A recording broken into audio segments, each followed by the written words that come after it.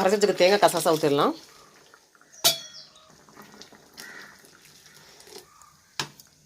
முட்டை ஊற்றும் போது இன்னும் வந்து குழம்பு வந்து வற்றும், கொஞ்சம் திக்காயிரும். அதனால் ஊற்றி அப்புறம் குழம்பு இருக்காது. அதனால் கொஞ்சம் ஃபஸ்ட்டே வந்து தண்ணி சேர்த்துக்கலாம். இப்போ உருளைக்கிழங்கு வெந்துருச்சுன்னா இந்த கசகசாவோட ஃப்ளேவர் வந்து நல்லா கொதித்து வேகணும், அந்த பச்சை வாடிக்கூடாது. அதனால் கொஞ்சம் திருப்பி மூடி போட்டு மூடி வச்சிடலாம்.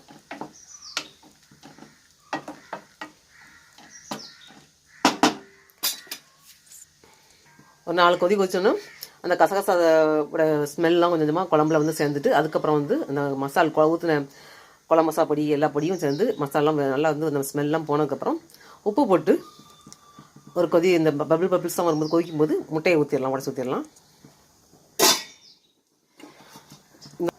இந்த உடச்சி ஊற்றின முட்டை குழம்பு நம்ம எத்தனை முட்டை ஊற்ற நம்ம இஷ்டம் தான். அந்த பாத்திரம் மட்டும் அகலமாக இருக்கணும். அதே மாதிரி கிரேவியும் அது தகுந்த மாதிரி இருக்கணும்.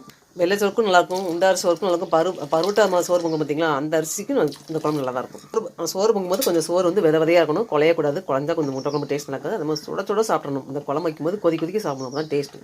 அந்த முட்டையோட கவுச்ச ஸ்மெல் வராது. ஆறி போனால் வந்து டேஸ்ட் இருக்காது. திருப்பி சாப்பிடும்போது சுடத்தான் சாப்பிடணும். அந்த குழம்போட டேஸ்ட்டே வந்து அந்த உருளைக்கிழங்கு எடுத்து சாப்பிடும்போது கொதிக்கணும். அப்போ தான் அந்த டேஸ்ட் நல்லாயிருக்கும். எங்கள் அம்மா செய்யும்போது நாங்கள் அப்படி தான் சாப்பிடுவோம். இந்த முட்டை குழம்பு வச்சுட்டா உடனே சாப்பிட்டோம், சுடச்சு சாப்பிடுவோம். இந்த குழம்பு யார்ட்டு தான் எங்கள் அம்மாட்ட கற்றுக்கிட்டது தான். எங்கள் அம்மா அப்படி தான் செய்வாங்க. முட்டை குழம்பு உடச்சி ஊற்றின முட்டை குழம்பு தான் செய்வாங்க.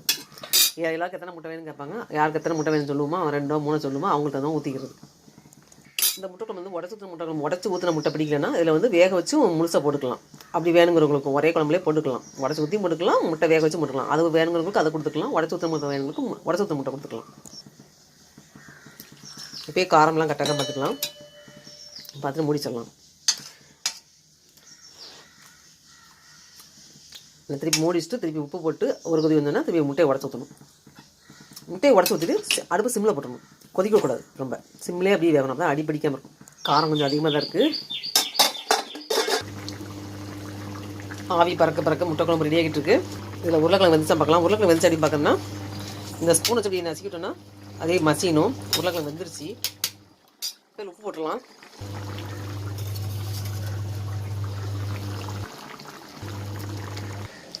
முட்டை குழம்புக்கு 5 முட்டை சொன்னால் இப்போ எக்ஸ்ட்ரா 2 முட்டை ஊற்ற போகிறேன்.